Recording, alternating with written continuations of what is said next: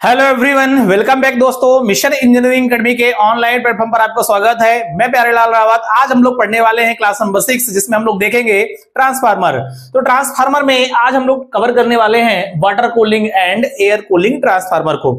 तो अभी हमारा जो चैप्टर चल रहा है, पिछले क्लास में हमने देखा है ट्रांसफार्मर में, तो देखा है फ्रेंड्स की ट्रांसफार्मर के टाइप्स कौन कौन से होते हैं, जिसमें हमने एक क्लासिफिकेशन देखा था ट्रांसफार्मर का। साथ में हमने पढ़ा है टाइप्स ऑफ ट्रांसफार्मर, जिसमें सबसे पहले मैंने बताया था आप लोगों को कि step up step down transformer, जो कि वोल्टेज के आधार पर होते हैं। सेकंड मैंने बताया था नंबर 2 कोर के आधार पर, तो जिसमें हमने देखा था कोर कंस्ट्रक्शन के आधार पर core type, shell type, berry type और स्पाइरल टाइप। देन हमने लास्ट में देखा था अभी लास्ट क्लास में कि कूलिंग के आधार पर ट्रांसफार्मर कितने प्रकार के होते हैं। तो दोस्तों कूलिंग के आधार पर ट्रांसफार्मर हमने 2 ऑलरेडी पढ़ लिया है, जिसमें हमने पढ़ा था नेचुरल कूलिंग क्या होती है, नेचुरल हम कूल्ड कैसे कर सकते हैं ट्रांसफार्मर को। देन हमने सेकंड में देखा था कि ऑयल कूल कैसे कर सकते हैं, अर्थात ऑयल के द्वारा हम ट्रांसफार्मर को कूलिंग कैसे दे सकते हैं, ठंडा कैसे कर सकते हैं, या उसको शॉर्ट सर्किट होने से कैसे बचा सकते हैं। ओके दोस्तों, तो आज हम लोग कवर करेंगे कूलिंग के आधार पर तीसरा प्रकार, जो कि है वाटर कूलिंग ट्रांसफार्मर, अर्थात पानी के द्वारा हम इसे कैसे ठंडा कर सकते हैं, पानी के द्वारा हम इसे कैसे जो है तो मेंटेन कर सकते हैं इसके टेंपरेचर को, इसको शॉर्ट सर्किट होने से, जलने से बचा कैसे सकते हैं, ये आज हम लोग देखेंगे। Then friends water cooling transformer के बाद हम लोग देखेंगे एयर कूल्ड ट्रांसफार्मर, जो कि एयर के द्वारा भी हम प्रोटेक्ट करते हैं, एयर के द्वारा हम उसको कैसे जो है ठंडा रखते हैं, उन चीजों को भी यहां पे हम लोग कवर करने वाले हैं। तो दोस्तों आज की क्लास जो है मैराथन क्लास होने वाली है, बड़ी क्लास होने वाली है ना। कम से कम 2 घंटे की क्लास हम लोग यहाँ पे रखने वाले हैं। तो आप लोग जो है तो इस वीडियो को कंप्लीट देखना। आपके असिस्टेंट लोको पायलट हो या स्टेट गवर्नमेंट, सेंट्रल गवर्नमेंट की कोई भी रिक्रूटमेंट आती है, उसमें ये सारा सिलेबस जो है तो कवर अप रहता है। अर्थात मैं यहाँ पे जो है आईटीआई के उन स्टूडेंट्स को पढ़ा रहा हूं जो गवर्नमेंट की तैयारी कर रहे हैं या गवर्नमेंट वैकेंसीज की तैयारी कर रहे हैं स्टूडेंट्स, उनके लिए ये क्लास बहुत इंपॉर्टेंट है। यदि आप डिप्लोमा से हैं, यदि आपने इलेक्ट्रिकल से डिप्लोमा किया है, तब भी आप इस क्लास को देख सकते हैं, क्योंकि इसमें बेसिक बहुत सारी चीजें क्लियर आपकी होने वाली है, जो कि आपके कॉलेज में नहीं पढ़ाया जाता है। ओके दोस्तों, यदि चैनल में पहली बार नए हैं तो चैनल को सब्सक्राइब कर लेना, और यदि आप पहले से हमारी वीडियो को देखते हैं तो लाइक करके हमें जो है तो प्रोत्साहित जरूर करना। ओके दोस्तों, तो हम लोग स्टार्ट करते हैं क्लास नंबर 6 ट्रांसफार्मर, जिसमें हम लोग सबसे पहले देखेंगे वाटर कूलिंग ट्रांसफार्मर क्या होता है। जैसा कि आप लोग को दिख रहा होगा दोस्तों यहाँ पे एक डायग्राम ड्रॉ करके मैंने रखा है, ऑलरेडी मैंने डायग्राम एक ड्रॉ कर लिया था, जिसमें आप लोगों को बताने वाला हूं कि वाटर के द्वारा हम इसको कैसे कूल कर सकते हैं, कैसे ठंडा रख सकते हैं, जिससे हमारे ट्रांसफार्मर का टेम्परेचर मेंटेन रहे, साथ में हमारी ट्रांसफार्मर की जो वाइंडिंग है वो जलने से, शॉर्ट सर्किट होने से बच जाए। ओके, तो सबसे पहले हम लोग देखते हैं on the basis of cooling, cooling के आधार पर तीसरा नंबर है वाटर कूल्ड ट्रांसफार्मर। तो ये एक स्ट्रक्चर बना हुआ फ्रेंड्स, यहां पे हम लोग देखेंगे कैसे कैसे कूलिंग की जाती है। सबसे पहले मैं आप लोगों को बता दूं कि एक टैंक बनाया जाता है, ठीक है। वाटर कूलिंग के लिए एक बड़ा सा टैंक होता है, ठीक है। उस टैंक के अंदर क्या करते हैं कि पहले तो हम ऑयल डाल देते हैं।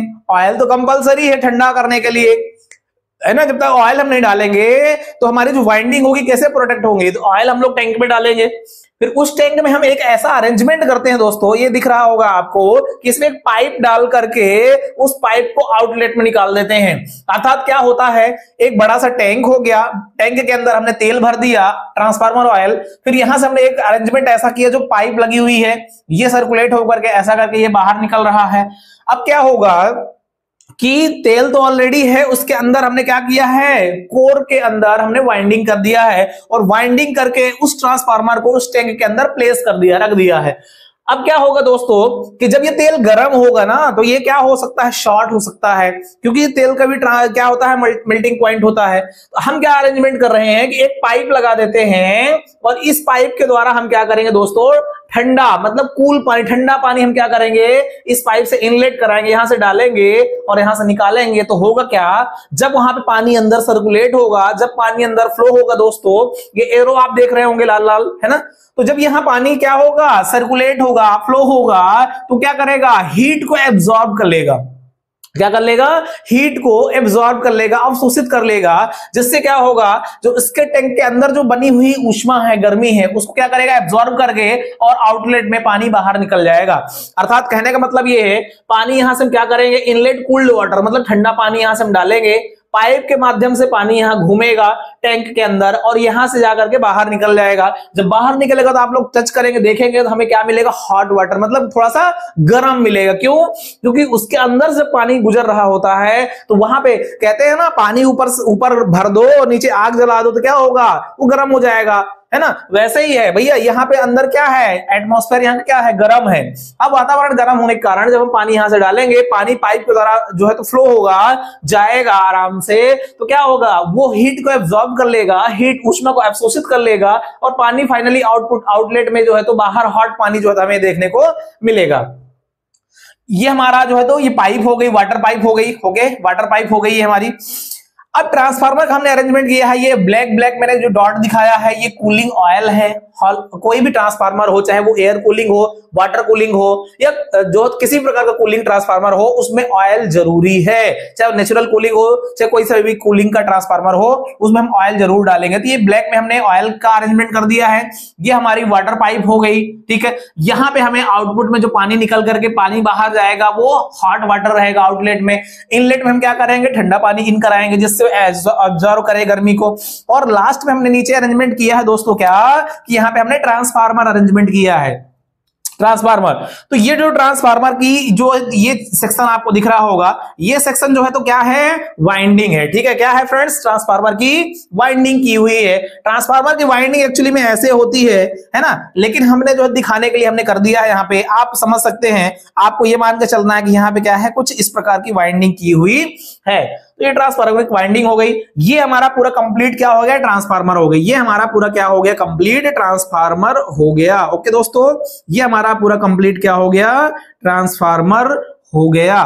तो इस प्रकार से हमने क्या किया है, एक ट्रांसफार्मर को अरेंज कर दिया है। ये ट्रांसफार्मर हो गया, ये हमारे ट्रांसफार्मर की वाइंडिंग हो गई, कूलिंग ऑयल हो गया। ये हमने एक पाइप का अरेंजमेंट किया है ना, कौन सी पाइप, जिसमें हम वाटर को जो है फ्लो कराते हैं, पानी यहां से डालेंगे, यहां से निकल करके जाएगा। इसी के द्वारा क्या होगा दोस्तों, यह ट्रांसफार्मर जो है तो ठंडा रहेगा, कूल्ड रहेगा। इसी विधि को हम क्या बोलते हैं, वाटर कूलिंग ट्रांसफार्मर, या हम इस विधि को क्या कह सकते हैं, वाटर कूल्ड टाइप का ट्रांसफार्मर, ठीक है। इस प्रकार के ट्रांसफार्मर को हम क्या करते हैं, पानी के द्वारा ठंडा करते हैं। तेल तो हमेशा रहेगा ट्रांसफार्मर में, लेकिन अलग से हम लोग क्या करते हैं, एक बड़ा टैंक रख करके उसी में हम लोग तेल डाल दिए, उसी में हम लोग ट्रांसफार्मर डाल दिए, उसी के अंदर हम एक पाइप का अरेंजमेंट कर दिए जिसमें कुछ नहीं है, तेल में पानी नहीं जाएगा, पाइप के द्वारा पानी पाइप के अंदर जाएगा। एरो में आप देख सकते हैं, ये पानी आ रहा है, ये पानी आ रहा है ना, इस तरीके से पानी आ रहा है, यहां से घूम करके और फिर बाहर जा रहा है। इस प्रकार का अरेंजमेंट जो होता है उसे हम बोलते हैं वाटर कूलिंग टाइप का ट्रांसफार्मर। ओके, आई होप आपको समझ में आ गया होगा वाटर कूलिंग ट्रांसफार्मर का मतलब क्या है।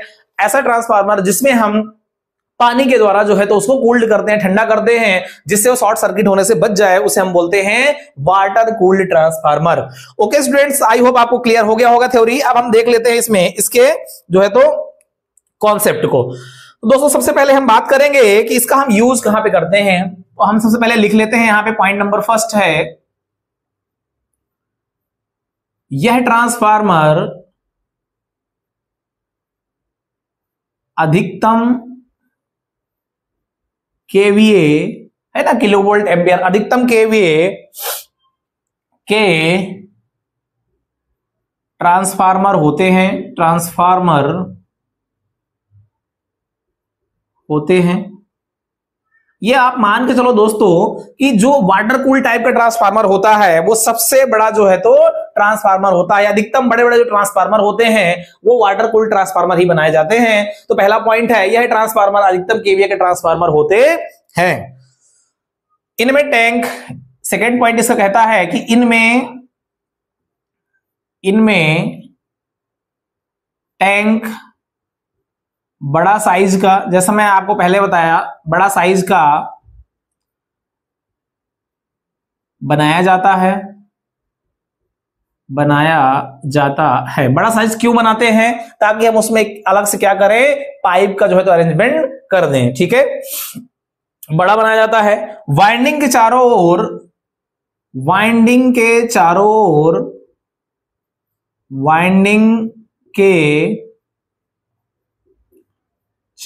ओर एक्चुअली में जो यहाँ पे आपको ट्रांसफार्मर दिख रहा है वो सर्किट डायग्राम है ना। जब इसको फिजिकली आप देखोगे तो कुछ अलग प्रकार का दिखेगा, है ना। ये सर्किट डायग्राम है। तो क्या कह रहा है, वाइंडिंग के चारों ओर पानी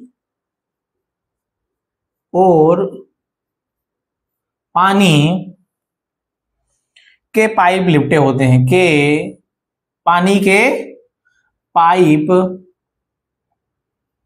लिपटे होते हैं, लिपटे होते हैं। ठीक है, पहला पॉइंट क्या है, यह ट्रांसफार्मर अधिकतम केवी की रेटिंग का बनाया जाता है। दूसरा क्या कह रहा है, इनमें टैंक का बड़ा साइज होता है। इस प्रकार के जो हमारे वाटर टाइप का ट्रांसफार्मर होता है उसका टैंक बहुत बड़ा होता है। साथ में उसकी वाइंडिंग के चारों ओर पानी के पाइप को क्या करते हैं, लपेट देते हैं, जिससे क्या हो, वो कूल्ड करता रहे। ठीक है, कई बार अलग से पाइप को ऊपरी भाग में, थर्ड पॉइंट क्या कह रहा है, कई बार अलग से ऊपरी भाग में लगाया जाता है।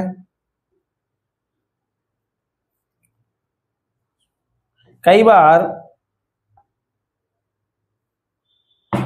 ऊपरी भाग में लगाया जाता है। ठीक है, कई बार आप ये देखेंगे कि ट्रांसफार्मर नीचे होता है लेकिन उसके ऊपरी भाग में इस प्रकार का अरेंजमेंट किया जाता है। तो हम ये भी देख सकते हैं कि जो ट्रांसफार्मर बना इस प्रकार का भी बनाया जाता है। यह हम क्या करते हैं, पाइप को वाइंडिंग के चारों तरफ लपेट देते हैं, है ना, उसके आसपास लपेट देते हैं, जिससे वो कूलिंग कर देता है। कई बार हम जो है तो अलग से ऊपरी भाग पर भी जो है तो किसको क्या करते हैं, अरेंजमेंट कर देते हैं। नीचे टैंक में तेल भरा रहता है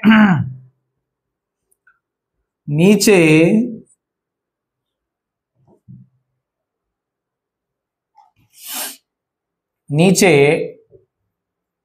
टैंक में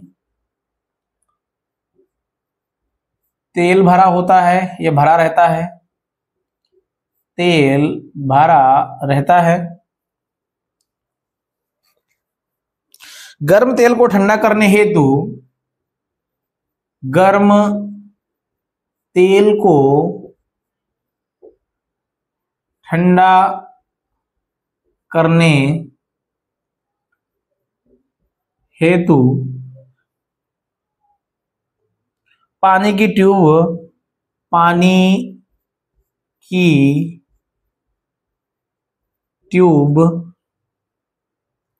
की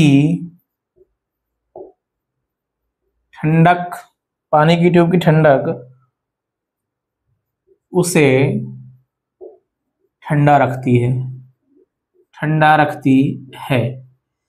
जितनी भी चीजें मैंने बहुत पहले एक्सप्लेन कर दिया फ्रेंड्स, जितनी भी चीजें मैंने स्टार्टिंग में एक्सप्लेन कर दिया है कि कैसे काम करता है, क्या क्या चीजें होती, वही मैं लिख रहा हूं, वहां पे कुछ अलग नहीं है। वही मैं कह रहा हूं, कई बार हम क्या करते हैं, ट्रांसफार्मर ऐसा अरेंजमेंट कर देते हैं तो क्या करता है कि तेल के टैंक में नीचे हम तेल भर देते हैं, ऊपर से हम पाइप को अरेंजमेंट कर देते हैं, नीचे ट्रांसफार्मर लगा देते हैं, पानी हमारा जाता है और क्या करता है, वाइंडिंग को कूल्ड करता रहता है। अर्थात ट्यूब की ठंडक से हमारा जो है तो वाइंडिंग या ट्रांसफार्मर ठंडा रहता है। ओके, लास्ट पॉइंट देख लेते हैं दोस्तों। एक सिरे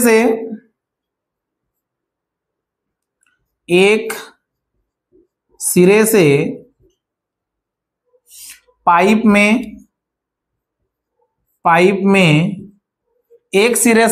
में ठंडा पानी देते हैं। ठीक है, ठंडा पानी भेजा जाता है तथा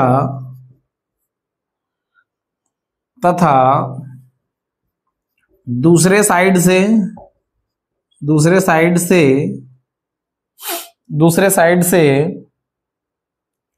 पानी गर्म होकर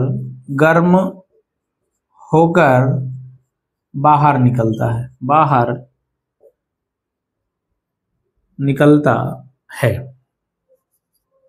निकलता है। ठीक है, तो मैंने अभी तक जितनी भी चीजें यहाँ पे लिखी है वो कुछ भी अलग नहीं है, जितना मैंने यहाँ पे शुरू में आपको एक्सप्लेन किया है वही चीजें हैं।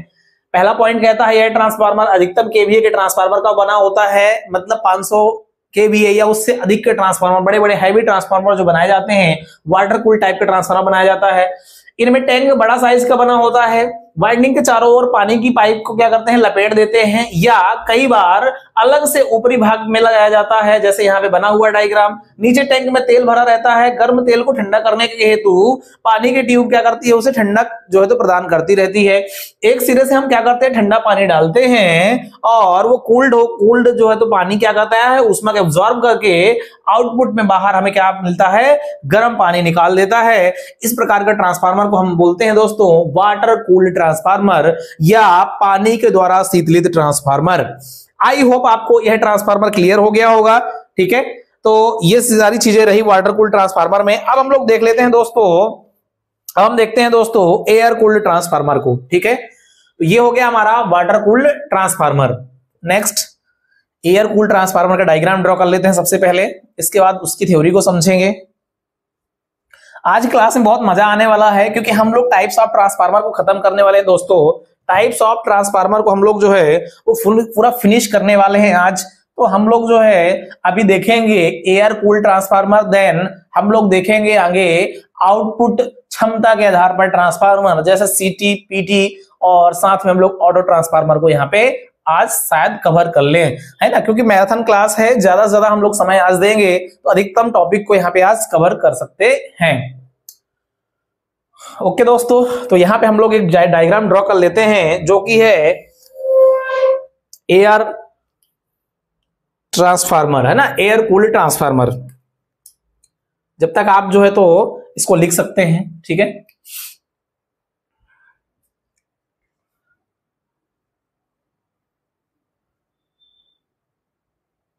थर्ड हो गया हमारा वाटर कूल ट्रांसफार्मर।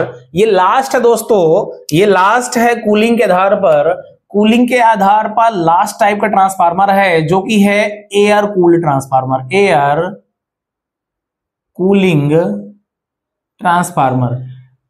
ठीक है, तो कूलिंग के आधार पर टोटल 4 प्रकार के ट्रांसफार्मर होते हैं। चारों प्रकार को हमने पढ़ लिया। पहला हमने पढ़ा था नेचुरल टाइप का, दूसरा हमने पढ़ा था ऑयल कूलिंग ट्रांसफार्मर जिसमें हमने 2 प्रकार को पढ़ा था, है ना। फिर हमने तीसरा पढ़ा वाटर कूलिंग, और चौथा है हमारा एयर कूल्ड ट्रांसफार्मर। ये कूलिंग के आधार पर लास्ट जो है तो ट्रांसफार्मर है।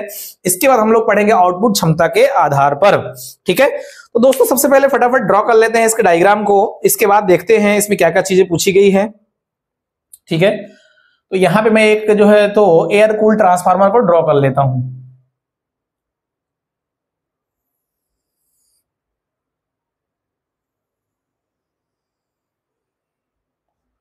ठीक है, आप लोग क्या करना, इसको थोड़ा सा आगे बढ़ा के वीडियो को देख लेना, कोई इशू नहीं है ना। या फिर आप जो है तो इसका स्क्रीनशॉट ले लेना और इसको आप व्यवस्थित बना लेना अपने नोट्स में। इसके बाद आप लोग इसको देख सकते हैं, पढ़ सकते हैं। ठीक है,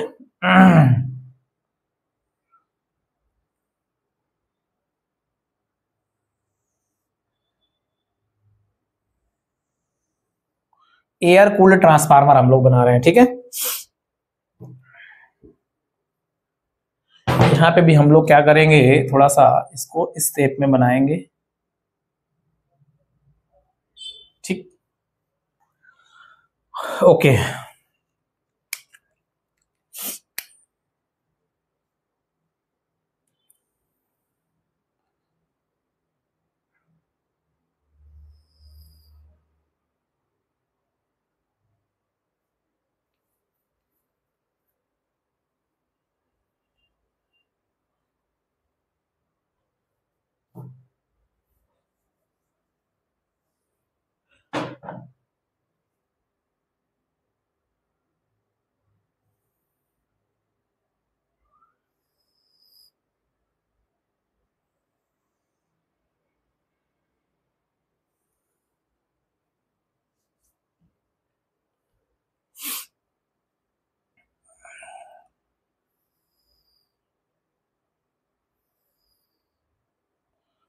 कुछ इस प्रकार का एयर कूलिंग ट्रांसफार्मर बनेगा। ठीक है, ये है एयर कूल्ड ट्रांसफार्मर। इसका पूरा डायग्राम जब बनेगा तो आप लोग को समझ में आएगा दोस्तों कि कैसे ये काम कर रहा है। ठीक है,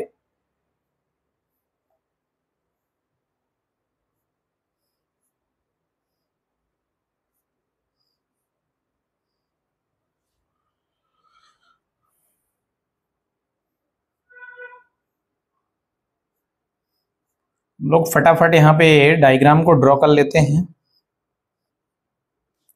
ठीक, ये हमारा जो है तो बन गया ट्रांसफार्मर का वाइंडिंग। ठीक है, अब हम यहाँ पे डक्ट निकाल देते हैं। ठीक है, यहाँ पे हम लोग क्या करते हैं, डक्ट निकाल देते हैं। तो ये हमारा जो है वो हो गया डक्ट।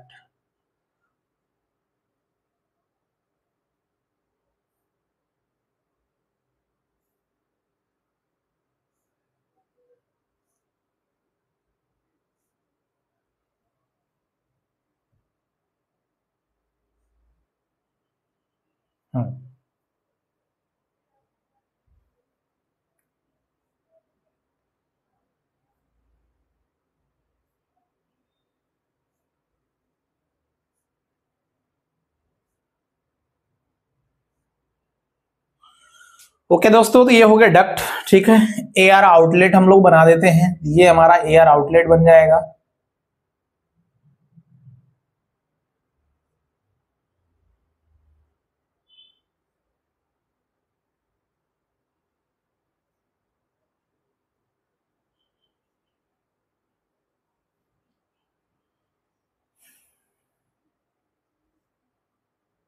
ये हमारा एयर आउटलेट हो गया। ठीक है, अभी एयर इन कराना है दोस्तों, एयर इन कराना है तो मैं क्या करूंगा, एयर इन करा रहा हूं तो मैं यहां से रेड में बना देता हूं। ठीक है, ये हमारी जो है तो एयर जा रही है। ठीक है, ये एयर इन करेगी, यहां से नीचे से ऊपर की ओर जाएगी और ऊपर बाहर जो है तो आउटलेट हमारा बन ही गया है। इस प्रकार से एयर जो है नीचे से ऊपर की ओर जाएगी, है ना। ये डायग्राम अभी आपको कंप्लीट दिखेगा बन करके कुछ इस प्रकार से, है ना। एक 2 मिनट में हमारा जो है तो ट्रांसफार्मर का डायग्राम जो है तो कंप्लीट होने वाला है। आपको सारी चीजें क्लियर हो जाएगी कि कैसा अरेंजमेंट होता है एयर कूल्ड ट्रांसफार्मर में। एयर नीचे से ऊपर जा रही है। ठीक है, ऊपर से नीचे जाए, नीचे से ऊपर जाएगी तो कहीं ना कहीं इस तरीके से वो निकल करके जाएगी। तो इसका हम एरो बना लेते हैं कि ये ऊपर की ओर जो है तो हमारी एयर या हवा निकल करके जा रही है। ठीक है दोस्तों, इस प्रकार से जो हमारी एयर होगी वो निकल करके ऊपर की ओर जो है तो निकलेगी। आई होप आपको समझ में आ रहा होगा। ठीक है, अब देखो ये हमारा डायग्राम जो है कंप्लीट बनके रेडी हो गया है। अब हम इसको क्या करते हैं, इसको हम क्या करते हैं दोस्तों कि इसका नाम दे देते हैं। ठीक है, इसका हम क्या करते हैं, नाम दे देते हैं अब सारी चीजों को। तो देखो यहाँ पे क्या है, यहाँ पे क्या है दोस्तों, यहाँ पे क्या है ना, यहाँ पे क्या है कि हम लोग जो है तो इसका बेस बना देते हैं। ये हमारा जो है तो बेस बन गया। एयर नीचे से आएगी, एयर हम लिख सकते हैं यहाँ पे एयर इनलेट। इनलेट मतलब यहां से हमारी एयर जा रही है। ठीक है, ये इनलेट है, एयर जा रही है।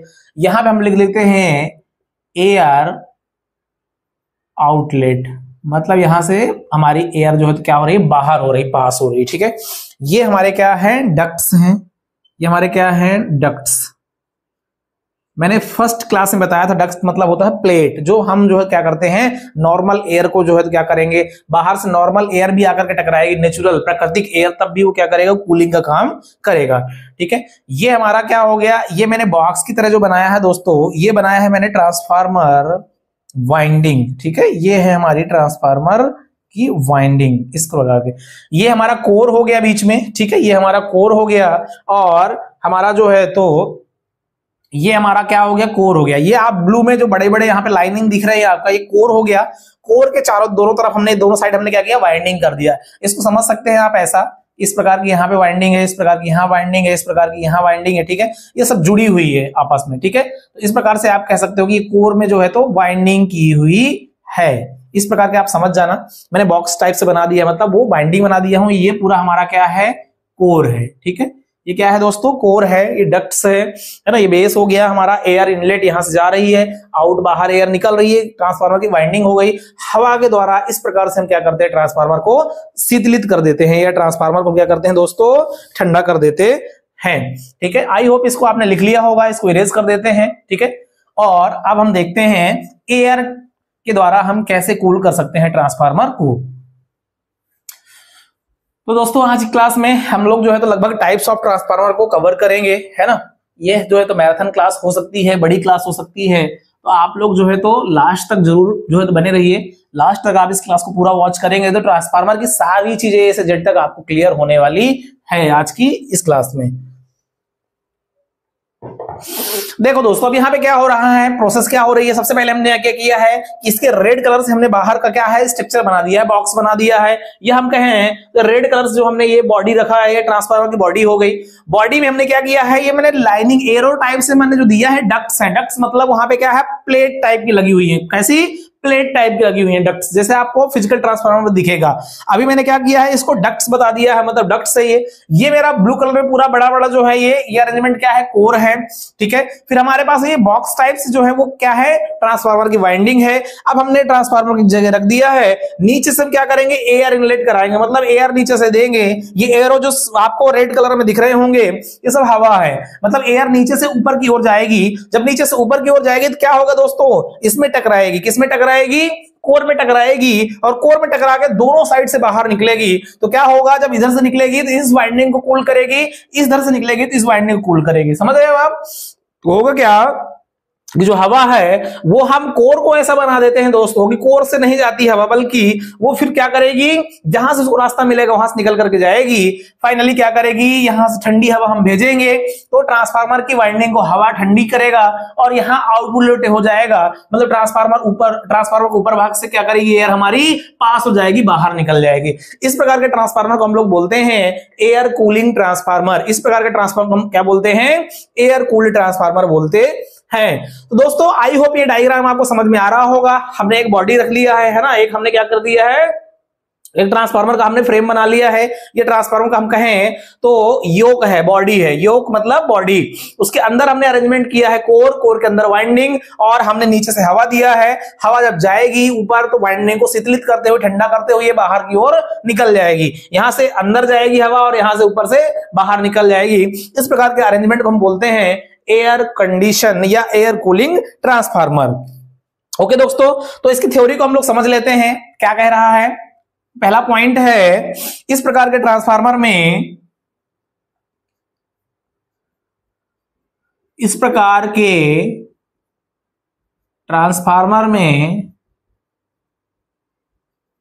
के ट्रांसफार्मर में लैमिनेटेड कोर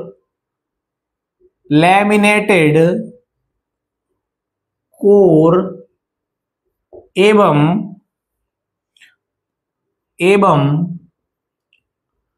प्राइमरी वाइंडिंग मतलब प्राथमिक कुंडलन, प्राइमरी वाइंडिंग एंड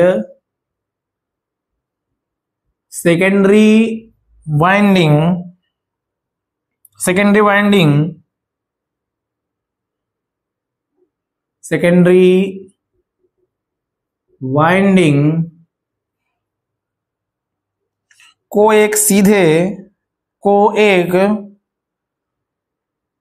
को एक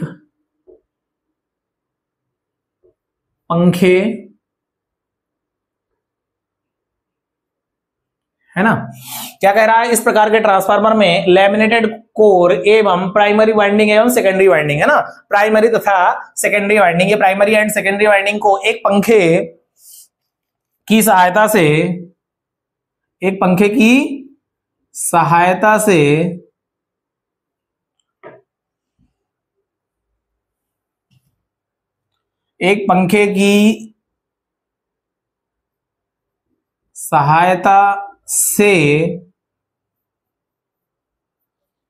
ठंडा किया जाता है, ठंडा किया जाता है। हवा के गुजरने के लिए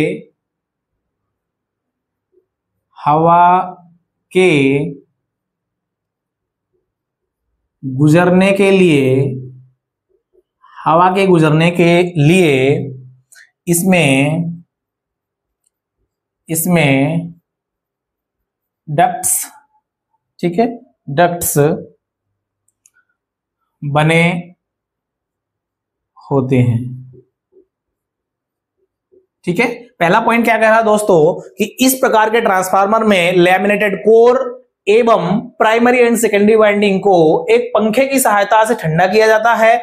हवा के गुजरने के लिए हम क्या करते हैं, डक्ट्स बना लेते हैं। जैसे यहां से जाएगी हवा तो कुछ ऊपर चली जाएगी, कुछ यहां से भी क्रॉस हो जाएगी, ठीक है।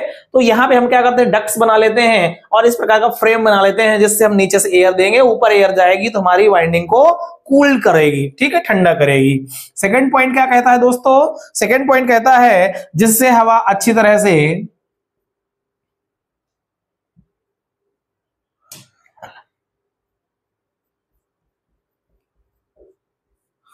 जिससे हवा अच्छी तरह से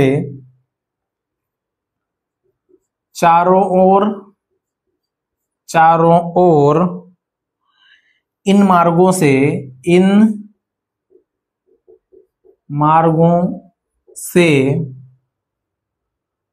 घूम सके। ऐसा अरेंजमेंट यहां पे इसलिए हम करते हैं, बीच में हम लोग कोर इसलिए रखते हैं ताकि हमारी जो हवा है ना वो उसी मार्ग से जाए, उसी जगह से जाए जहां वाइंडिंग है। तो कैसा बनाया हमने, वाइंडिंग को बीच में हमने रखा है, हवा इस तरीके से क्रॉस हो रही है ना, और उस तरीके से जा रही है। मतलब हवा को हम बोले तो हवा वाइंडिंग के इधर से भी जाती है और इधर से भी जाती है। तो क्या करती है, दोनों साइड कूल करती है, मतलब पूरे वाइंडिंग को ये कूल कर सकता है, ठीक है। इस प्रकार की ठंडी होने वाली विधि, तीसरा पॉइंट है, इस प्रकार की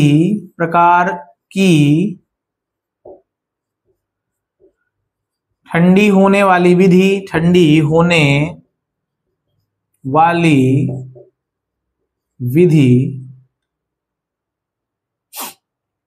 वाले ट्रांसफार्मर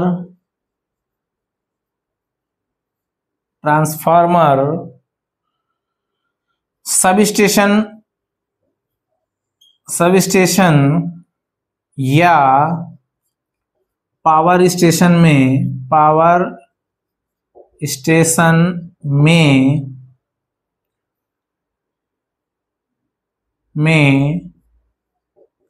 प्रयोग किए जाते हैं,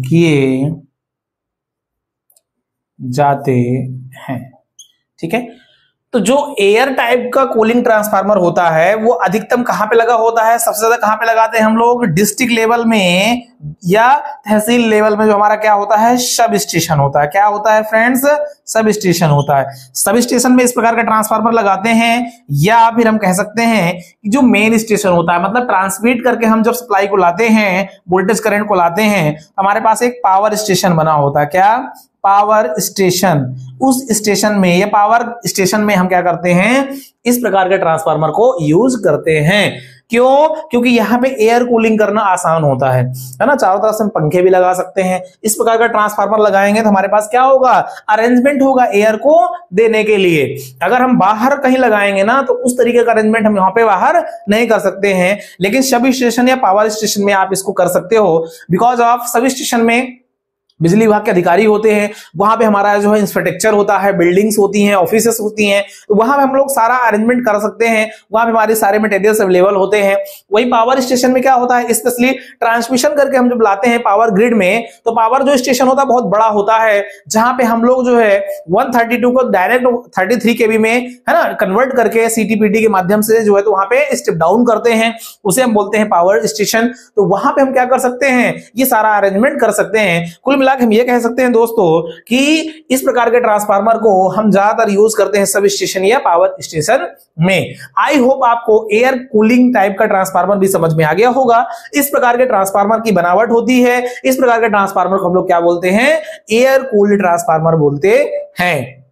इसका पहला पॉइंट क्या है, इस प्रकार के ट्रांसफार्मर में लेमिनेटेड कोर एवं प्राइमरी सेकेंडरी वाइंडिंग को एक पंखे के सहायता से ठंडा किया जाता है। हवा के गुजरने के लिए हम क्या करते हैं, इसमें डक्ट बना देते हैं। सेकंड पॉइंट क्या कहता है, जिससे हवा अच्छी तरह से क्या करे, चारों ओर से मार्ग में घूम सके। तीसरा पॉइंट क्या कहता है, इस प्रकार की ठंडी है ना होने वाली विधि वाले ट्रांसफार्मर सब स्टेशन या पावर स्टेशन में अधिकतर उपयोग किए जाते हैं। ओके दोस्तों, तो ये रहा हमारा कूलिंग टाइप का, है ना, cooling on the basis of cooling, cooling के आधार पर लास्ट और चौथा ट्रांसफार्मर।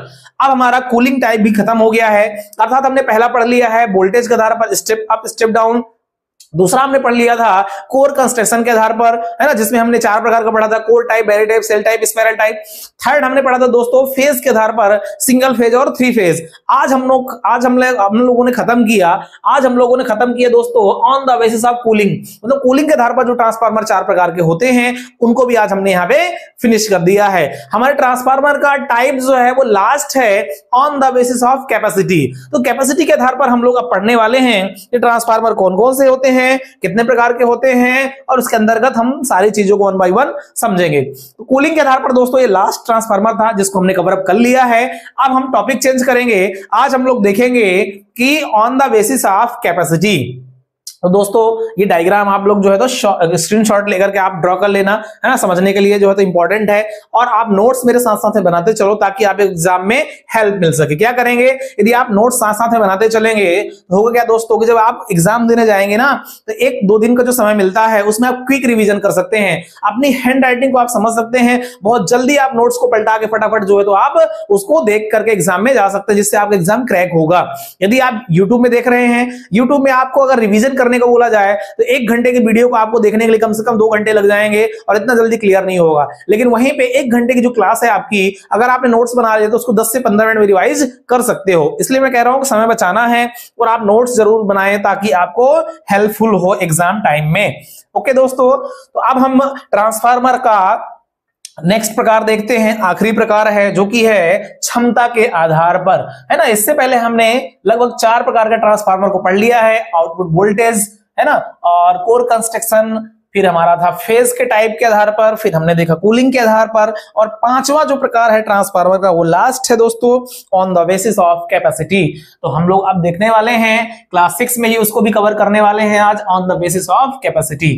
ठीक है, तो आई होप आज ट्रांसफार्मर का हम टाइप्स खत्म कर देंगे, कल से इसके वर्किंग प्रिंसिपल पे चलेंगे, इसके और जो है तो इंपॉर्टेंट फैक्टर्स पे हम लोग जो है तो देखने वाले हैं, इंपॉर्टेंट फैक्टर्स हम लोग पढ़ने वाले हैं। अभी इसकी टेस्टिंग बाकी है ना, इसके कुछ न्यूमेरिकल्स बाकी हैं, इसमें बहुत सारी चीजें अभी बाकी है, इसलिए हम सोच रहे हैं कि आज हम इसके टाइप्स को खत्म कर दें, इसके बाद हम लोग जो है तो इसके इंपॉर्टेंट पैरामीटर को भी हम लोग जो है तो कवर करेंगे। ओके, तो अब हम लोग देखेंगे दोस्तों, मैं इसको भी इरेज कर देता हूं क्योंकि टॉपिक हमारा अब चेंज हो रहा है ना। अब हम लोग देखेंगे दोस्तों, कूलिंग के आधार पर कंप्लीट हो गया। अब हम देखते हैं ट्रांसफार्मर में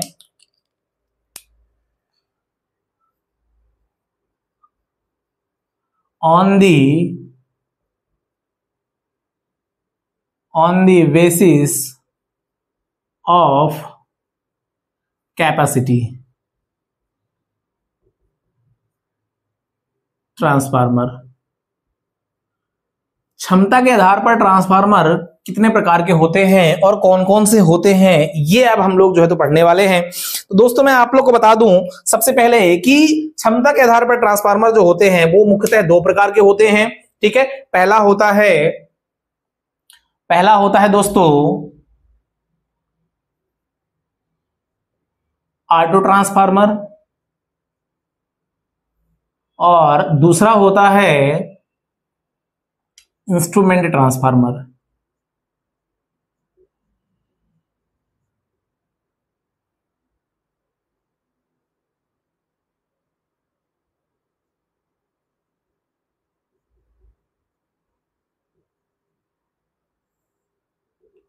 तो अब हम लोग कवर करने वाले हैं ट्रांसफार्मर का आखिरी पार्ट, जिसमें हम लोग देखेंगे ऑटो ट्रांसफार्मर और इंस्ट्रूमेंट्स ट्रांसफार्मर। तो इंस्ट्रूमेंट्स ट्रांसफार्मर की हम बात करेंगे जब दोस्तों, तो वहां पे हम लोग देखने वाले हैं ये 2 प्रकार का होता है, पहला होता है सीटी और दूसरा होता है पीटी। ठीक है, तो यहां अगर हम लोग जो है तो इसको कवर कर लेंगे ऑटो ट्रांसफार्मर और इंस्ट्रूमेंट ट्रांसफार्मर का दोनों पार्ट्स को, तो ये जो हमारा ट्रांसफार्मर का टाइप्स होगा वो पूरा कंप्लीट हो जाएगा। ओके दोस्तों, तो ये हमारा जो है तो टाइप्स ऑफ ट्रांसफार्मर का लास्ट टॉपिक है ना, और हम लोग अब धीरे धीरे कर करके आगे बढ़ते जा रहे हैं। आप लोग हमारे साथ जुड़े रहिए। यदि आपको सिलेक्शन पाना है तो पूरी वीडियो को आप वॉच करिए। पिछली क्लास में हमने जो पढ़ा वो भी आप पढ़िए, बेसिक इलेक्ट्रिकल को जाके पढ़िए, लगभग 32 लेक्चर डले हुए हैं, है ना। मशीन पूरा पढ़ा दिया गया है दोस्तों, जिसमें हमने मोटर और जनरेटर डीसी टाइप के दोनों पढ़ लिया है। तो लगभग 25-30 लेक्चर आपको वहां पे मिल जाएंगे, है ना। 30 से 35 लेक्चर वहां पे मिल जाएंगे एक्चुअली में। तो डीसी जनरेटर में हमने 15 लेक्चर लिया था और डीसी मोटर में 18 लेक्चर लिया हमने, है ना। 33 वहां पे मिल जाएंगे, 32 वहां पे मिल जाएंगे लगभग, और ये 5-6 लेक्चर यहाँ के मिल जाएंगे लगभग, जो है 75 के आसपास में, 70-75 आपको लेक्चर लगभग मिल जाएंगे, जो कि बहुत है, इनफ है। आप पढ़ाई करिए और आगे हमारा ये कंटिन्यू चलता रहेगा, डेली लेक्चर आपको मिलते रहेंगे और आपकी जो है इलेक्ट्रीशियन की पूरी थ्योरी कंप्लीट हो जाएगी। तो दोस्तों हम लोग एक नया टॉपिक स्टार्ट करने जा रहे हैं, जो कि है on the basis of capacity, है ना। ट्रांसफार्मर क्षमता के आधार पर कितने प्रकार के होते हैं, क्वेश्चन किया जाए आपसे अगर दोस्तों, तो आपको बताना है कि क्षमता के आधार पर ट्रांसफार्मर 2 प्रकार के होते हैं। पहला होता है ऑटो ट्रांसफार्मर, दूसरा होता है इंस्ट्रूमेंट ट्रांसफार्मर। यदि आपसे कोई पूछ ले अंदर का कि बताओ आपके इंस्ट्रूमेंट्स ट्रांसफार्मर कितने प्रकार के होते हैं, तो आपको बताना दोस्तों ये मुख्यतः 2 प्रकार के होते हैं। पहला होता है सीटी और दूसरा होता है पीटी। सीटी का मतलब होता है करंट ट्रांसफार्मर और पीटी का मतलब होता है पोटेंशियल ट्रांसफार्मर। तो हम इनको 1 बाय 1 करके यहां पे आप देखने वाले हैं। ओके दोस्तों, तो सबसे पहले हम लोग पढ़ेंगे ऑटो ट्रांसफार्मर को। तो हम लोग जो है इंस्ट्रूमेंट्स को मिटा देते हैं, ठीक है। अब हम यहां पे देखते हैं ऑटो ट्रांसफार्मर को, ठीक है। सबसे पहले हम लोग देख लेते हैं दोस्तों ऑटो ट्रांसफार्मर क्या होता है और कैसे काम करता है। ओके, ठीक है।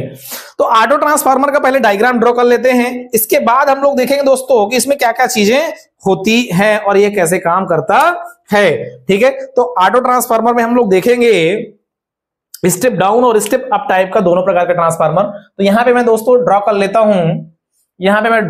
हूं, ऑटो ट्रांसफार्मर का एक डायग्राम।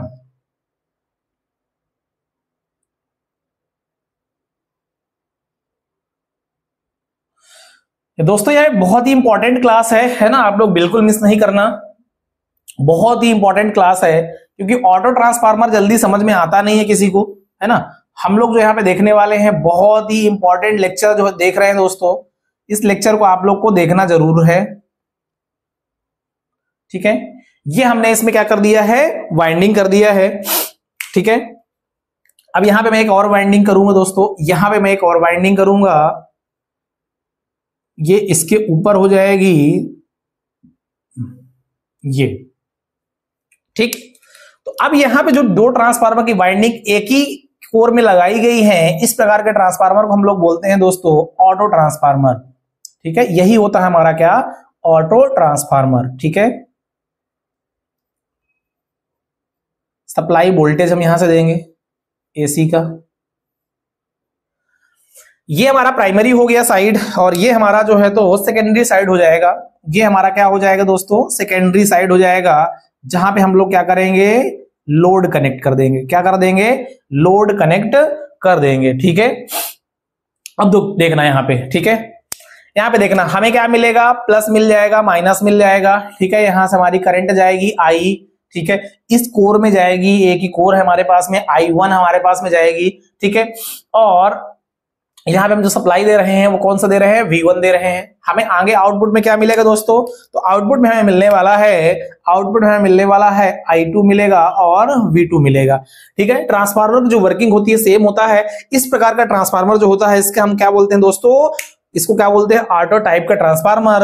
लेकिन अगर सेकेंडरी वाइंडिंग में नंबर ऑफ टर्न्स हो, कॉन्सेप्ट को आप याद करो, जब मैंने ट्रांसफार्मर आपको बताया था voltage step up step down के आधार पर, तो मैंने बताया था कि सेकेंडरी वाइंडिंग जो होती है उसमें अगर नंबर ऑफ टर्न्स कम है तो क्या कहलाएगा, स्टेप डाउन ट्रांसफार्मर। तो इसे हम क्या नाम दे देंगे, स्टेप डाउन ट्रांसफार्मर। ये हो गया हमारा स्टेप डाउन ट्रांसफार्मर, ठीक है। ये हमारी क्या हो गई, ये हमारी हो गई दोस्तों सेकेंडरी वाइंडिंग, ठीक है। ये क्या होगी हमारी secondary winding. This is primary winding, है ना। यह प्राइमरी वाइंडिंग है और यह सेकेंडरी वाइंडिंग है। ये स्टेप अब ये स्टेप डाउन क्यों कहलाता है, क्योंकि इसकी सेकेंडरी वाइंडिंग में नंबर ऑफ टर्न्स कम है, प्राइमरी में ज्यादा है। इनपुट हो गया, ये आउटपुट हो गया, ठीक है। अब इसी प्रकार सेम मैं यहां पे नीचे एक और बना देता हूं दोस्तों, जो कि रहेगा अपना स्टेप अप टाइप का, ठीक है। तो स्टेप अप में मैं क्या करता हूं, इसको थोड़ा सा कलर में चेंज कर देता हूं ताकि आपको दोनों में डिफरेंस समझ में आ जाए दोस्तों। ठीक है, ये हमारा हो गया, ये हमारा हो गया स्टेप डाउन, ओ सॉरी स्टेप अप। ठीक है, तो इसको हम लोग जो है चलो यहां पे ड्रॉ कर लेते हैं। ठीक है, यहां पे ड्रॉ कर लेते हैं, ये हो जाएगा हमारा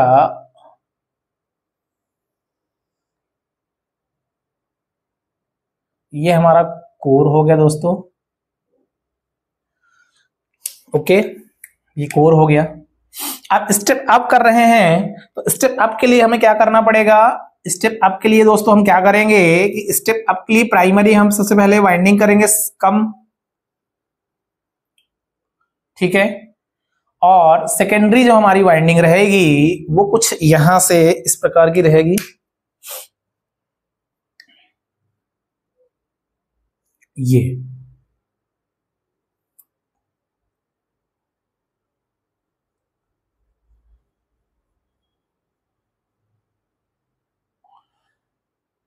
ओके, तो ये हो गया हमारा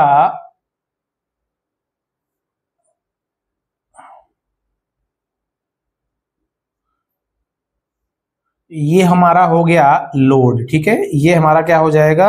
लोड हो जाएगा सेकेंडरी वाइंडिंग का। यहां पे हमें करंट जो मिलेगी वो I2 मिलेगी, V2 वोल्टेज मिलेगा। अब हम देख लेते हैं प्राइमरी में, तो प्राइमरी में हम क्या करेंगे? प्राइमरी में दोस्तों हम क्या करेंगे, यहाँ पे हम लोग जो है तो है ना सप्लाई वोल्टेज देंगे, है ना, सप्लाई वोल्टेज देंगे, सप्लाई वोल्टेज देंगे, क्या रहेगा? V1 रहेगा। ठीक है, तो ये हो गया, यहां से हमारी करंट जाएगी I1। सेम प्रक्रिया होगी, इस प्रकार के ट्रांसफार्मर को स्टेप डाउन बोलते हैं, इस प्रकार के ट्रांसफार्मर को स्टेप अप बोलते हैं, बिकॉज ऑफ ये हमारा क्या है, ये हमारी जो है वो प्राइमरी सॉरी सेकेंडरी वाइंडिंग है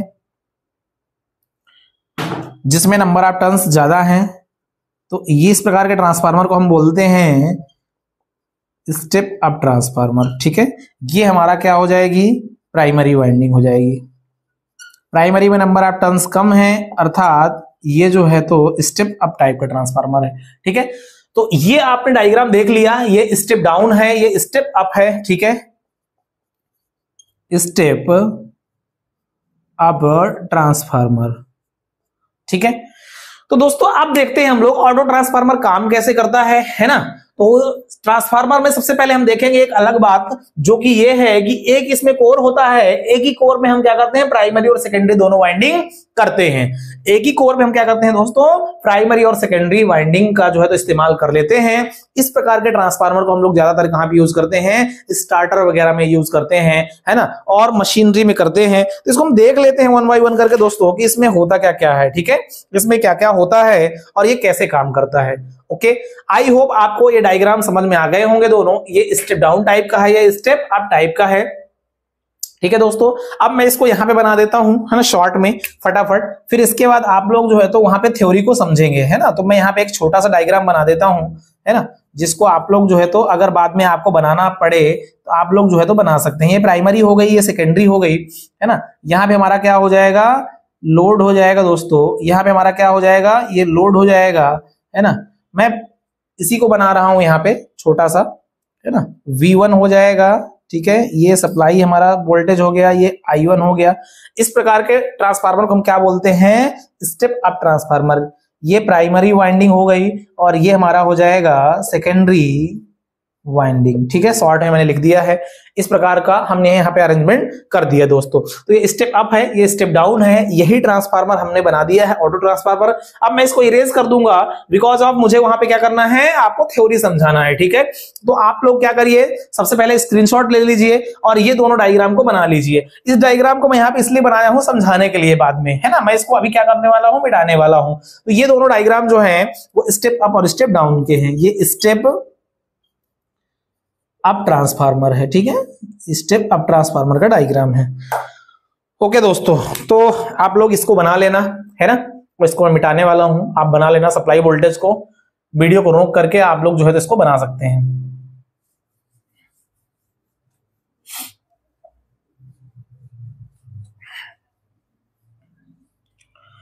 ओके, अब इसकी पूरी थ्योरी को पहले समझ लेते हैं कि step down transformer, step up transformer कहानी क्या है किसमें, ऑटो ट्रांसफार्मर में।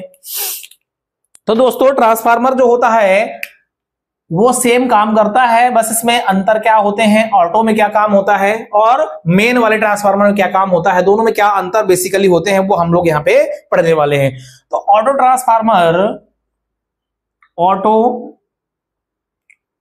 ट्रांसफार्मर में केवल एक कोर या हम बोले एक ही वाइंडिंग है ना, एक ही वाइंडिंग रहती है।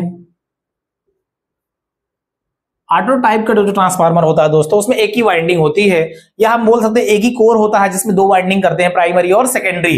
एक ही वाइंडिंग के ऊपर हम दूसरी वाइंडिंग भी कर देते हैं। तो यहां पे हम अगर ये कहें कि ऑटो ट्रांसफार्मर में केवल एक ही कोर होता है वो परफेक्ट होगा, है ना, कोर होता है ना, जो कि प्राइमरी और सेकेंडरी वाइंडिंग दोनों का कार्य करती है। ठीक है, हम इस प्रकार का बोल सकते हैं कि ऑटो ट्रांसफार्मर में केवल एक ही वाइंडिंग होती है जो प्राइमरी तथा सेकेंडरी वाइंडिंग का कार्य करती है,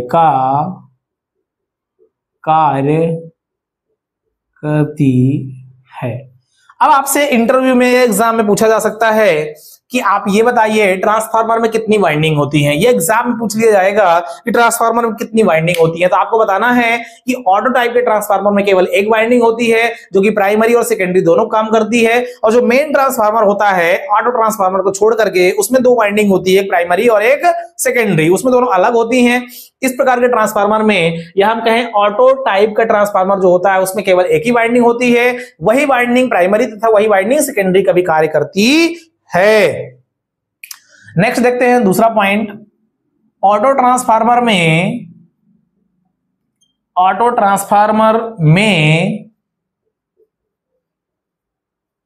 पावर ट्रांसफर बहुत इंपॉर्टेंट है दोस्तों। अदर ट्रांसफार्मर, बाकी ट्रांसफार्मर से ये अलग क्यों होता है वही हम लोग यहां पे पढ़ने वाले हैं, तो इस क्लास को आप लोग जो है ध्यान से पढ़ना। ऑटो ट्रांसफार्मर में पावर ट्रांसफर मैग्नेटिकली और इलेक्ट्रिकली दोनों, है ना, इलेक्ट्रिकली। देखो क्या होता है, जो हमारे पास में इस टाइप का ट्रांसफार्मर होता है जिसे हम मेन ट्रांसफार्मर बोलते हैं, तो उसमें क्या होता है, एक वाइंडिंग हमारी यहां पे होती है, एक वाइंडिंग यहां पे होती है, मतलब दोनों वाइंडिंग हमारी अलग अलग होती है, ये प्राइमरी हो गई, सेकेंडरी हो गई। तो इस पे क्या होता है, फ्लक्स हमारी लिंक करती है, जिसकी वजह से हम इसको बोलते हैं कि दोनों हमारी वाइंडिंग कैसे जुड़ी हुई है, मैग्नेटिकली। कैसे, मैग्नेटिकली जो है तो मैग्नेटिकली जुड़ी होती हैं, लेकिन इलेक्ट्रिकली ये इंसुलेटेड होती हैं। लेकिन हम ऑटो ट्रांसफार्मर की जब बात करेंगे तो इसमें चुंबकीय रूप से और विद्युत रूप से दोनों ये आपस में क्या होती हैं, जुड़ी होती हैं। जबकि मेन ट्रांसफार्मर जो होता है वो केवल चुंबकीय रूप से जुड़ा होता है ना, विद्युत रूप से कनेक्ट नहीं होता, अर्थात दोनों वाइंडिंग जो है ना आपस में चुंबकीय रूप से जुड़ी होती हैं, वो विद्युत रूप से नहीं जुड़ी होती है। लेकिन ट्रांसफार्मर जो ऑटो टाइप का होता है यह चुंबकीय रूप से और विद्युत रूप से दोनों जुड़ा होता है। यही आपको अंदर देखना है, यही आपको समझना है दोस्तों कि बाकी जो ट्रांसफार्मर हमने अभी तक पढ़ा है, ये जो ट्रांसफार्मर होता है उससे अलग ऑटो ट्रांसफार्मर क्यों होता है। तो क्या कहता है, ऑटो ट्रांसफार्मर में पावर ट्रांसफर मैग्नेटिकली मतलब चुंबकीय और इलेक्ट्रिकली मतलब विद्युतीय रूप से क्या होती हैं, कनेक्टेड होती हैं। तब क्या कहेंगे, मैग्नेटिकली और इलेक्ट्रिकली दोनों प्रकार से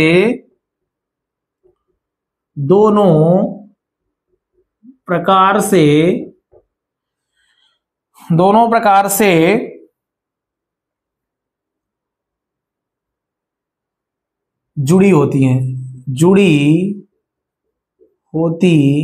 है। ठीक है, ऑटो ट्रांसफार्मर में पावर ट्रांसफर मैग्नेटिकली और इलेक्ट्रिकली दोनों प्रकार से जुड़ी होती है, दोनों प्रकार से होता है, लिख सकते हैं दोनों प्रकार से, है ना, होता है। मतलब जो पावर ट्रांसफर होता है दोनों प्रकार से होता है, मैग्नेटिकली और इलेक्ट्रिकली, ठीक, दोनों प्रकार से होती है। जबकि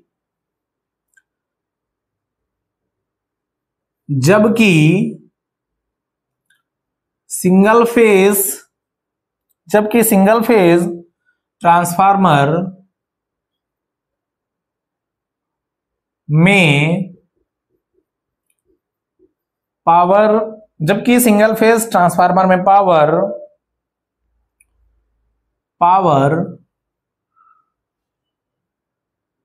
पावर ट्रांसफर केवल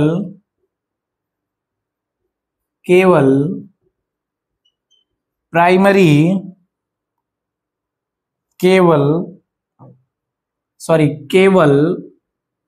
मैग्नेटिकली, है ना, केवल मैग्नेटिकली क्या कह रहा है कि जबकि सिंगल फेज ट्रांसफार्मर में पावर ट्रांसफर केवल चुंबकीय रूप से होता है। किसकी बात कर रहे हैं? ऑटो ट्रांसफार्मर में। ऑटो ट्रांसफार्मर में ही अगर ऐसा ट्रांसफार्मर हमारे पास है, ऑटो ट्रांसफार्मर जो सिंगल फेज ट्रांसफार्मर है, उसमें जो पावर ट्रांसफर होती है वो केवल मैग्नेटिकली मतलब चुंबकीय रूप से ट्रांसफर होती है, मैग्नेटिकली ट्रांसफर होती है, ट्रांसफर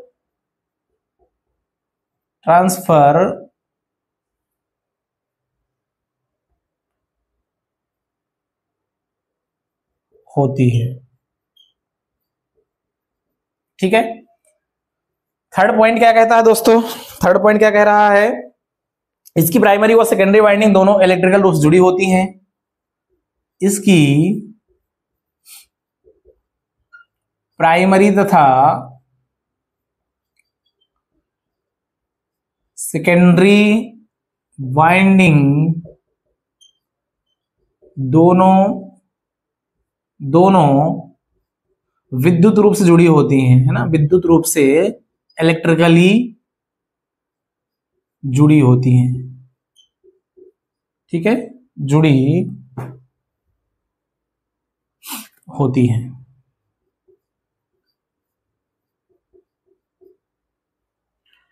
ठीक है। नेक्स्ट क्या कहता है? ऑटो ट्रांसफार्मर रेगुलेटिंग ट्रांसफार्मर के रूप में प्रयोग किया जाता है। चौथा है ऑटो ट्रांसफार्मर रेगुलेटिंग ट्रांसफार्मर की तरह या ऑटो ट्रांसफार्मर रेगुलेटिंग ट्रांसफार्मर के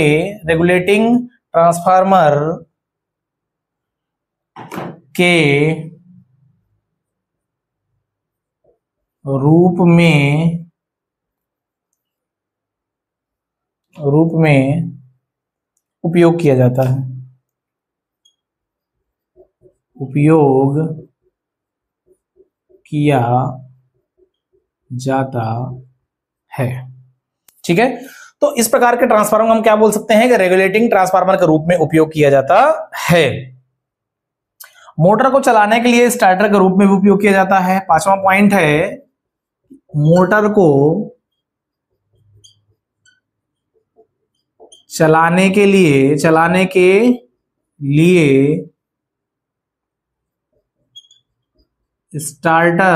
के रूप में भी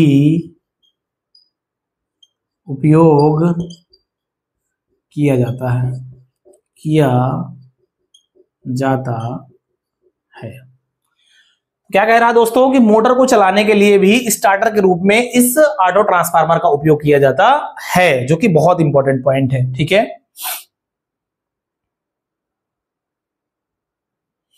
इसकी जो दक्षता होती है ना, ऑटो ट्रांसफार्मर की जो दक्षता होती है फ्रेंड्स, ऑटो ट्रांसफार्मर की दक्षता मतलब इफिशियंसी, है ना,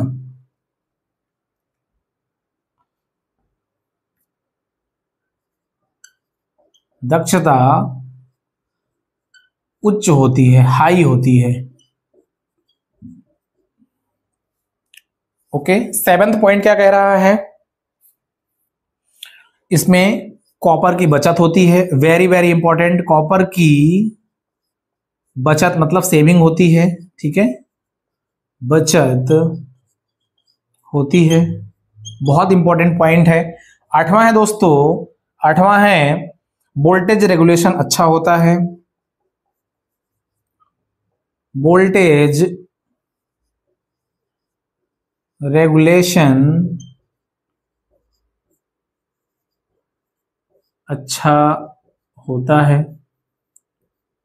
वोल्टेज रेगुलेशन क्या होता है, अच्छा होता है, ठीक है, वोल्टेज रेगुलेशन अच्छा होता है। 8 पॉइंट हो गए दोस्तों, बहुत ही इंपॉर्टेंट पॉइंट्स, जितने पॉइंट्स मैं लिख रहा हूं यहां पे, इसमें हानियां कम होती हैं, है ना। ऑटो टाइप का ट्रांसफार्मर जो होता है, ऑटो ट्रांसफार्मर, तो इसमें हानियां कम होती हैं। जब हानि कम होगी तभी तो इसकी दक्षता उच्च होगी, है ना। तो इसमें क्या लिखा है कि ऑटो ट्रांसफार्मर की दक्षता उच्च होती है, मतलब इसमें लॉसेस कम होते हैं, ठीक है। पॉइंट 10 लास्ट पॉइंट है दोस्तों, इसका साइज बहुत छोटा होता है, इसका साइज बहुत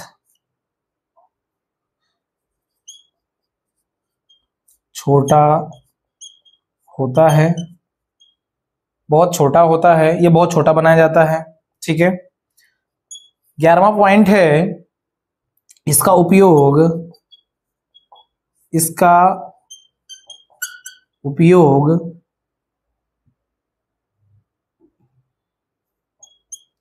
इसका उपयोग पावर सर्किट में,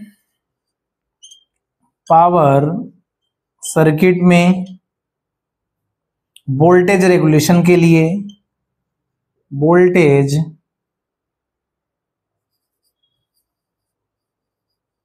रेगुलेशन के लिए,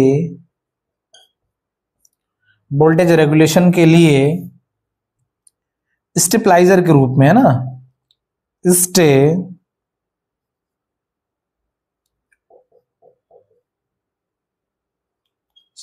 स्टेबलाइजर में करते हैं,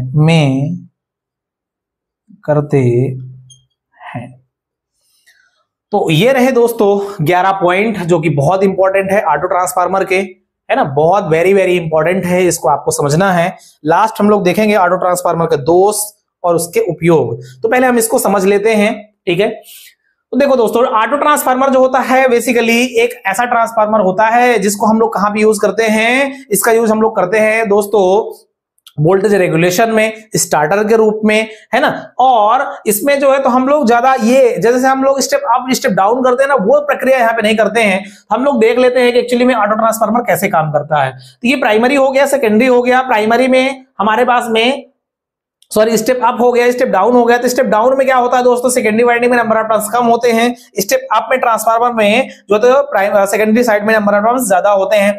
इस प्रकार के ट्रांसफार्मर को स्टेप अप डाउन बोलते हैं, इस प्रकार के ट्रांसफार्मर को स्टेप अप ट्रांसफार्मर बोलते हैं। अब देखते हैं पॉइंट वाइज क्या कहता है कि ऑटो ट्रांसफार्मर में केवल एक ही वाइंडिंग रहती है जो प्राइमरी तथा सेकेंडरी वाइंडिंग का कार्य करती है। सबसे पहला पॉइंट बहुत इंपॉर्टेंट है, वेरी वेरी इंपॉर्टेंट है दोस्तों।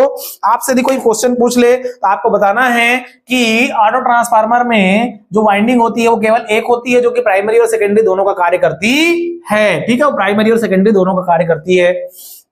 सेकंड पॉइंट क्या कहता है, ऑटो ट्रांसफार्मर में पावर ट्रांसफर जो होती है वो चुंबकीय रूप से और विद्युत रूप दोनों प्रकार से जो है तो होती है, जबकि सिंगल फेज ट्रांसफार्मर में पावर ट्रांसफर केवल चुंबकीय रूप से होती है। ये बहुत इंपॉर्टेंट है। जो हमारे पास ऑटो ट्रांसफार्मर होते हैं वो दो प्रकार के होते हैं, सिंगल फेज और थ्री फेज, है ना। बड़े होते हैं और छोटे होते हैं। तो अगर वो सिंगल फेज टाइप का ट्रांसफार्मर ऑटो ट्रांसफार्मर, तो उसमें जो पावर ट्रांसफर होगी वो केवल पावर कैसे होगी, वो जो ट्रांसफार्मर में पावर जो ट्रांसफर होगी वो केवल चुंबकीय रूप से होगी। लेकिन बड़े ट्रांसफार्मर में क्या होता है कि चुंबक और विद्युतीय रूप से दोनों प्रकार से होती है ना। सिंगल फेज के हम छोटे छोटे जो ट्रांसफार्मर होते हैं ना उनकी बात नहीं करें। बड़े ट्रांसफार्मर में क्या होता है, चुंबकीय रूप से और इलेक्ट्रिकल रूप से दोनों रूप से क्या होता है, पावर ट्रांसफर की जाती है। नेक्स्ट क्या कह रहा तीसरा पॉइंट क्या कह रहा दोस्तों कि इसकी प्राइमरी तथा सेकेंडरी वाइंडिंग दोनों विद्युत रूप से क्या होती है, जुड़ी होती है। वेरी वेरी इंपॉर्टेंट, क्या है, वेरी वेरी इंपॉर्टेंट कि ऑटो ट्रांसफार्मर की प्राइमरी तथा सेकेंडरी वाइंडिंग दोनों विद्युत रूप से क्या होती हैं, जुड़ी होती हैं। ऑटो ट्रांसफार्मर का उपयोग हम कहां पे करते हैं, रेगुलेटिंग, है ना, रेगुलेटिंग ट्रांसफार्मर के रूप में हम इसका उपयोग कर लेते हैं, अर्थात रेगुलेशन, वोल्टेज रेगुलेशन में। साथ में दोस्तों मोटर को चलाने के लिए जो है तो स्टार्टर के रूप में इस ट्रांसफार्मर का उपयोग किया जाता है। वेरी वेरी इंपॉर्टेंट, पांचवा पॉइंट बहुत इंपॉर्टेंट है कि ऑटो ट्रांसफार्मर का उपयोग मोटर को चलाने के लिए स्टार्टर के रूप में भी किया जाता है। इसकी दक्षता क्या होती है, हाई होती है दोस्तों, बहुत इंपॉर्टेंट है। वैसे भी ट्रांसफार्मर की दक्षता कितनी होती है, 98% होती है। कॉपर किसमें सेविंग होती है, this is very very important point, ठीक है। सेवंथ पॉइंट, कॉपर किसमें क्या होती है, सेविंग होती है।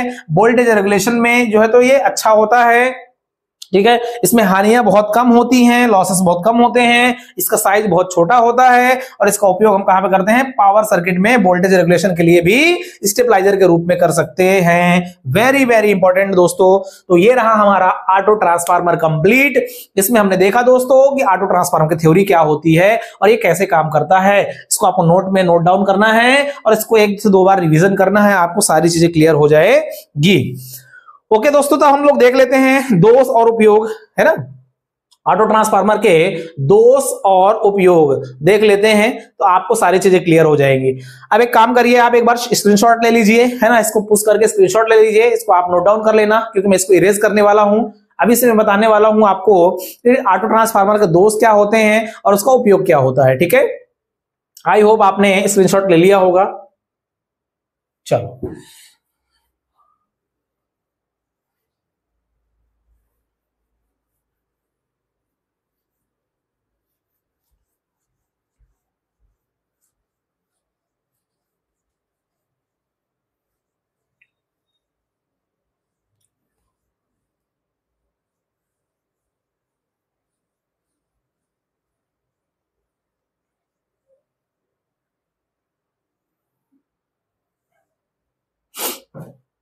सबसे पहले देख लेते हैं दोस्तों दोष क्या होते हैं ना, मतलब कमियां क्या होती हैं, कौन कौन से दोष होते हैं ऑटो ट्रांसफार्मर में, ये पहले देख लेते हैं।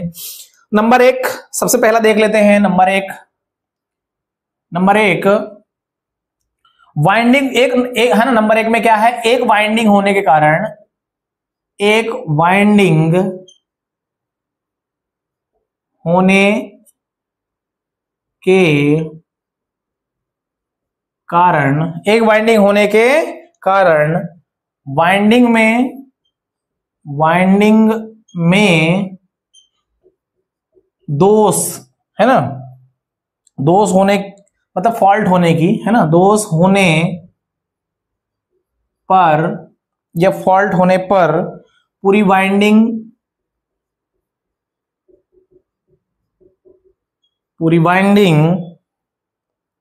चेंज करनी पड़ती है ना।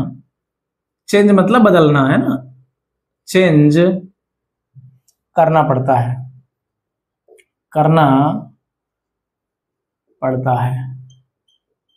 एक वाइंडिंग होने के कारण अगर जल गई हो ना तो फिर पूरी वाइंडिंग को हमको क्या करना पड़ता है, बदलना पड़ता है। पहला पॉइंट हो गया। दूसरा पॉइंट क्या कह रहा है कि एक वाइंडिंग होने से,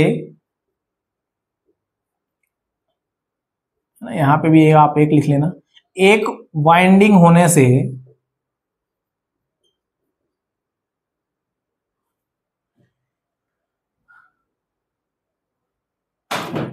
एक वाइंडिंग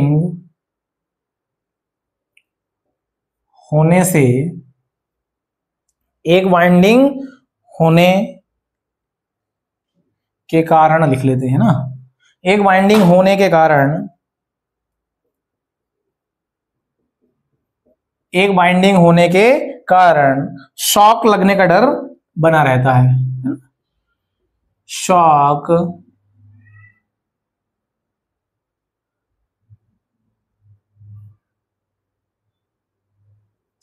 लगने का डर बना रहता है, डर बना रहता है।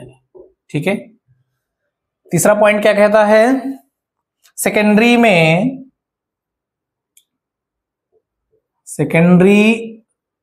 वाइंडिंग में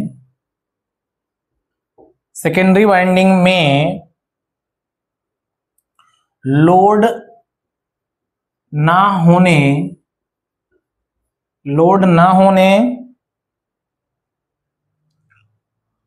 हो तो, है ना, सेकेंडरी वाइंडिंग में लोड ना हो तो शॉक लग सकता है, शॉक लग सकता है।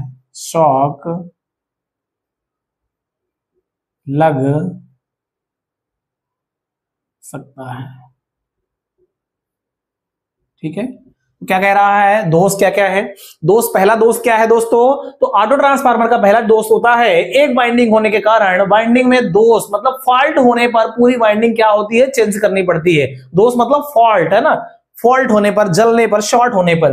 दूसरा पॉइंट क्या कह रहा है, एक वाइंडिंग होने के कारण शॉक लगने का डर बना रहता है। सेकेंडरी वाइंडिंग में अगर लोड कनेक्ट ना हो तो शॉक लग सकता है। ये इसके क्या है दोस्तों, फॉल्ट्स हैं या दोष हैं, है ना, ये कमियां हैं। अब हम देख लेते हैं उपयोग। ऑटो ट्रांसफार्मर का उपयोग हम कहां कहां पे करते हैं, एग्जाम में पूछ लिया जाता है उपयोग। तो पहला है नंबर 1 प्रयोगशाला में, है ना, प्रयोगशाला में, लैब में हम ऑटो ट्रांसफार्मर का उपयोग ज्यादा करते हैं। दूसरा पॉइंट है, दूसरा उपयोग है दोस्तों वोल्टेज स्टेबलाइजर में, वोल्टेज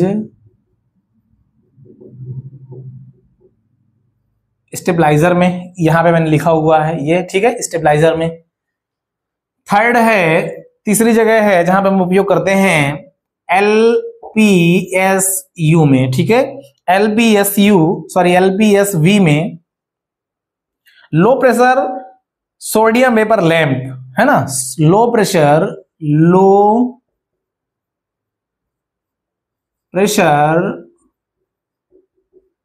सोडियम वेपर लैंप, ठीक है, low pressure sodium vapour lamp में इसका उपयोग करते हैं। थर्ड है। फोर्थ क्या है दोस्तों, ये देख लेते हैं। तो फोर्थ होता है विद्युत भट्ठी में, कहां पे, विद्युत भट्ठी आदि में करते हैं, आदि में करते हैं। ठीक है, तो इस प्रकार से हमारा ट्रांसफार्मर जो है वो फिनिश हुआ दोस्तों, ऑटो टाइप का ट्रांसफार्मर। आज क्लास जो है समथिंग 1.5 घंटे की हो गई है ना, इसलिए आज क्लास हम लोग यहीं फिनिश करते हैं। कल नेक्स्ट क्लास लेकर के आएंगे दोस्तों, जिसमें हम लोग सीटी और पीटी दोनों कंप्लीट करेंगे, है ना। इसके बाद हम लोग देखेंगे महत्वपूर्ण ट्रांसफार्मर के बिंदुओं को, फिर हम लोग जो है तो डिस्ट्रीब्यूशन ट्रांसफार्मर, है ना, और पावर ट्रांसफार्मर, फिर उसके इंपॉर्टेंट फैक्टर को हम लोग देखेंगे, वोल्टेज रेगुलेशन को देखेंगे, पावर ट्रांसफर कैसे करता है, न्यूमेरिकल वगैरह बहुत सारी चीजें देखेंगे। तो आज हम इस क्लास को 6 नंबर को यहीं पे खत्म करते हैं। क्लास 6 यहीं पे फिनिश होती है, जिसमें हम लोगों ने देखा है 3 प्रकार के ट्रांसफार्मर इसमें कवर अप है। पहला है वाटर टाइप का ट्रांसफार्मर, दूसरा है इसमें हमने देखा है एयर टाइप का ट्रांसफार्मर, कूलिंग के आधार पर 2 बचे हुए शेष थे, और हमने आज स्टार्ट कर दिया है on the basis of capacity transformer, है ना। तो कैपेसिटी क्षमता के आधार पर ट्रांसफार्मर 2 प्रकार के होते हैं। पहला होता है ऑटो ट्रांसफार्मर, दूसरा होता है इंस्ट्रूमेंट्स ट्रांसफार्मर। तो अब हमने इंस्ट्रूमेंट ट्रांसफार्मर को पढ़ना है, ऑटो ट्रांसफार्मर को हमने पढ़ लिया है। कल क्लास में हम लोग इंस्ट्रूमेंट ट्रांसफार्मर को पूरा खत्म करेंगे, इंस्ट्रूमेंट ट्रांसफार्मर को पूरा खत्म करेंगे, जिसमें हम लोग देखेंगे इंस्ट्रूमेंट ट्रांसफार्मर क्या होता है, सीटी क्या होता है, पीटी क्या होता है, उसका डायग्राम कैसे बनता है ना, वो वर्क कैसे करते हैं, कहां पे लगाए जाते हैं, उनका उपयोग क्यों करते हैं, वो सारी चीजें मैं अगली क्लास में लेकर के आऊंगा। तो अगली क्लास इससे भी ज्यादा इंटरेस्टेड होने वाली है दोस्तों, क्योंकि उसमें हम करंट ट्रांसफार्मर और पोटेंशियल ट्रांसफार्मर को डिस्कस करने वाले हैं। लास्ट हमारा टाइप्स ट्रांसफार्मर जो होगा कल के हम क्लास में उसको फिनिश करेंगे। इसके बाद हम लोग जो है उसके बेसिक कॉन्सेप्ट और उसके बहुत सारी चीजों को हम लोग देखने वाले हैं। तो दोस्तों, यदि आपने अभी तक इस वीडियो को वॉच किया है तो आपका तहे दिल से स्वागत। आप यदि पहली बार चैनल में हैं तो सब्सक्राइब कर लेना, लाइक कर लेना और अपने दोस्तों के साथ में शेयर करना। यह क्लास टोटली ITI के लिए जो है तो बेस्ड है। अगर आप कॉम्पिटिटिव एग्जाम्स की तैयारी कर रहे हैं तो यह वीडियो आपके यूजफुल होने वाली है। ओके दोस्तों, तो इस क्लास को फिनिश करते हैं। कल नेक्स्ट क्लास में फिर से मिलेंगे जिसमें हम लोग पढ़ेंगे इंस्ट्रूमेंट ट्रांसफार्मर को। तब तक के लिए जय हिंद, जय Bharat, take care, bye bye.